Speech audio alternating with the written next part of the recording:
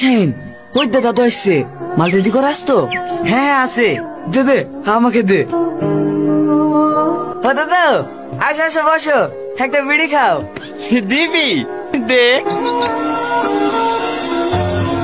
কি বাবা দাদু? হ্যাঁ তো সেই খুঁজি, তো বিয়ের বাড়ি যাওয়া নাকি? আরে ভাই অনেকদিন যাওয়া নাই, যাই বড় মেয়েটিকে একটু দেখে আসি। হ্যাঁ হ্যাঁ, মেয়েকে দেখতে যাচ্ছ কি বিয়ান দেখতে যাচ্ছ সে তো আমরা বুঝি।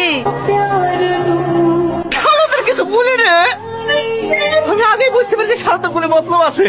তাই পালাচ্ছে কিনা দাঁড়া দাঁড়া, শালোরা একদম আমাকে শান্তি করে থাকতে দিল না। আবার এসে জ্বালাইতে দেখো লাও, মারো মারো মারো, তোমাকে ভালোবাসি বলে একা ডুলারি, ওভাবে রাগ করলে হয়? লালা গাড়িতে উঠে বসো, তোমাকে কষ্ট করে হেঁটে যেতে হবে না। ঘাট ধারে নামতে আসছি। না না, তোদের সাথে যাবো না, তোদের অন্য কোনো মতলব থাকতে পারে, আমি হেঁটেই চলে যাবো। আরে দাদা বিশ্বাস করো, কোনো মতলব নাই। ঠিক বলছি তো? আরে হ্যাঁ গো দাদু, আসো আসো উঠে বসো। ও দাদু, আমাকে কি করবা? আচ্ছা শালা কে শাশুড়ি যে হাত পার হয়ে চলে আসছি, তবে কথা বলা ছাড়ছে না।